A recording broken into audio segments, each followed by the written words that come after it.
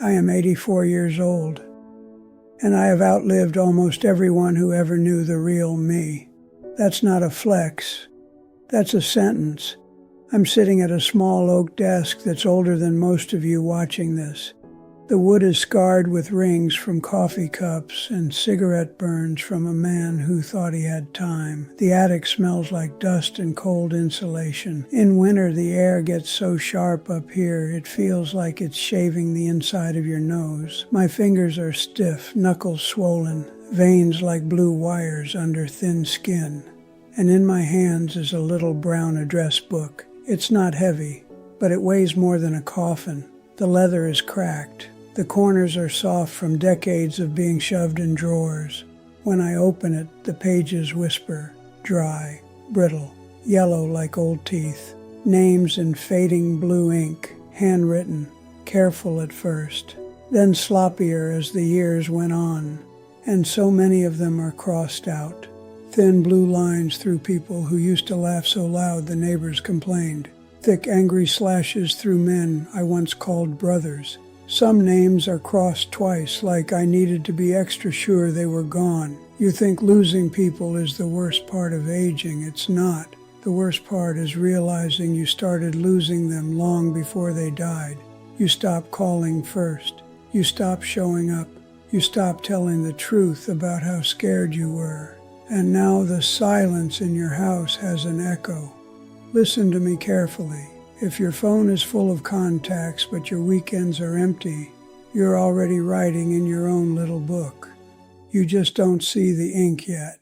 Back in my 30s, I believed a lie, a shiny, impressive lie. I believed that self-reliance was strength, that needing people was weakness, that being busy meant being important. I wore exhaustion like a medal. I loved when people said, "Man, you're always on the move." I thought that meant I was winning. I chased promotions like they were oxygen, stayed late at the office under fluorescent lights that made everyone look a little sick. The building would hum at night, just the buzz of electricity and the distant thud of a cleaning cart. I'd sit there with a tie loosened around my neck, staring at spreadsheets like they were sacred scripture. Meanwhile, my friends were texting.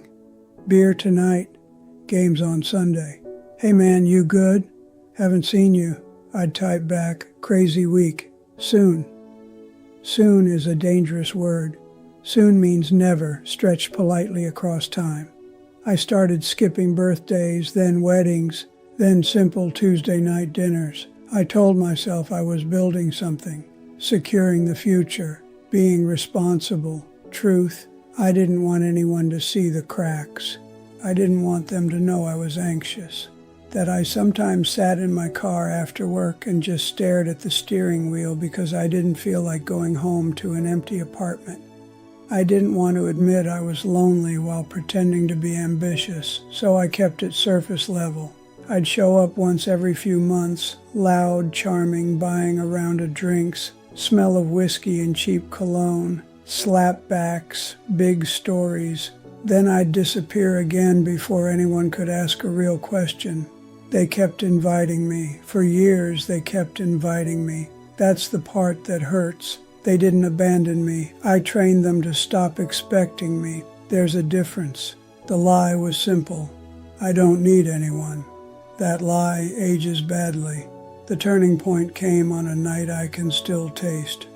November. Cold rain slapping against the windows like it had a personal grudge. I was in my study, wood-paneled walls. The kind of room that's supposed to feel warm, but that night it felt like a box. The air had that damp smell old houses get when the weather turns. Paper, dust, a hint of mildew. I had a small lamp on, yellow light. The rest of the room was shadow. The phone rang, landline. I still had one back then. The sound cut through the room sharp and sudden. I remember being annoyed. Who calls this late? It was Tommy's wife. Tommy and I had been friends since we were 12. We built tree houses together, got into fistfights together, snuck beers behind the high school gym. He was there the night my father died, sat next to me on the curb while I cried like a kid. I hadn't seen him in almost 2 years. "Hey," I said, casual. "What's up?" Her voice was thin, like it had been scraped raw. "He's gone." I didn't understand at first. My brain stalled. "Gone where?" Silence.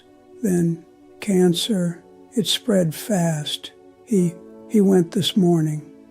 The room changed temperature. I swear it did. Like someone opened a door to winter inside my chest. I remember staring at the bookshelf in front of me, at a framed photo of us at 25, arms around each other, grinning like idiots. I could hear rain hammering the roof. I could hear my own breathing, slow, too loud. "When was the funeral?" I asked. "It was today," she said. "Today." I hadn't even known he was that sick. She said they didn't want to bother me. They knew I was busy. Busy. After we hung up, I just stood there. The house was silent except for the rain and the faint hum of the refrigerator downstairs. I walked over to this very desk, pulled open the drawer, took out the address book. Tommy's name was halfway down the page. Blue ink. A phone number I hadn't dialed in years. My hand shook as I drew a line through it. One line, clean, final, and that's when it hit me. It wasn't just that he died, it's that I had already been gone from his life long before cancer ever showed up. I tried to remember the last real conversation we had. Not a text, not a "we should catch up," a real talk. I couldn't. All I could remember were the times he reached out, and I said, "Next month, after this project, when things calm down." Things never calm down. They just change. I sat on the floor that night, back against the desk, address book open in my lap, the lamp above me buzzing softly, rain still beating the windows. And I felt something tear, not dramatic, not loud, just a quiet ripping inside my chest. I realized I had been slowly withdrawing from everyone who knew me before I became this careful, polished version. The version who didn't cry, who didn't admit fear, who didn't ask for help. Tommy knew the reckless kid, the insecure teenager, the young man who dreamed out loud, and I let that witness disappear. After that, the calls got fewer. Not because people stopped caring, because time did what time does. Heart attacks, car accidents, illness. One by one, more blue lines through more names. Now it's winter again, different year, different decade, same desk. The attic is colder than it used to be, the insulation's worn thin. Wind sneaks through the cracks and makes a low whistle at night. Sometimes I think it's someone calling my name. It's not. The address book sits on my lap most evenings. I run my finger down the pages. So many crossed out. The ink has faded on some, like even memory is erasing them gently. There are a few names left, uncrossed. But here's the ugly truth. Some of those people are still alive. I just don't know them anymore. Too much time passed, too many missed chances. You can't call someone after 15 years and pick up where you left off.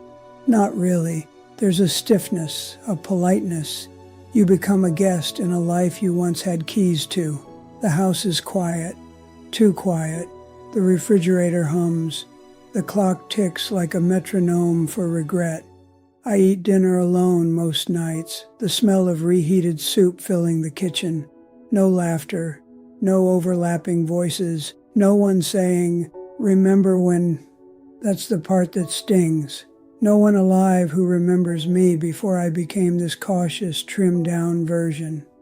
Memories don't hug back. They don't call you on your birthday. They don't show up at your hospital bed.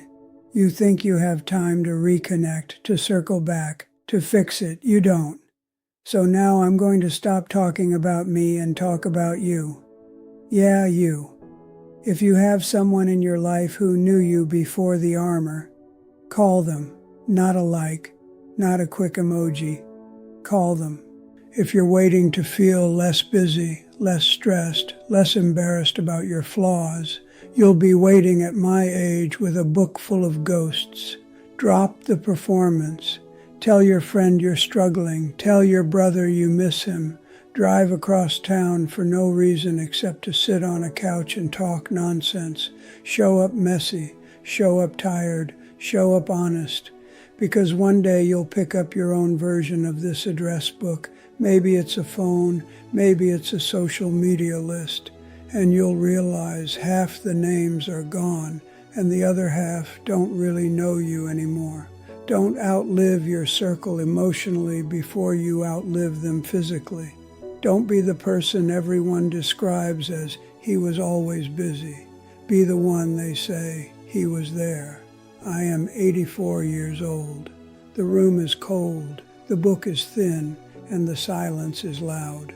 Learn from a stubborn old man who thought independence was strength, connection is strength. Call first, go first, love first, before someone else has to draw a blue line through your name.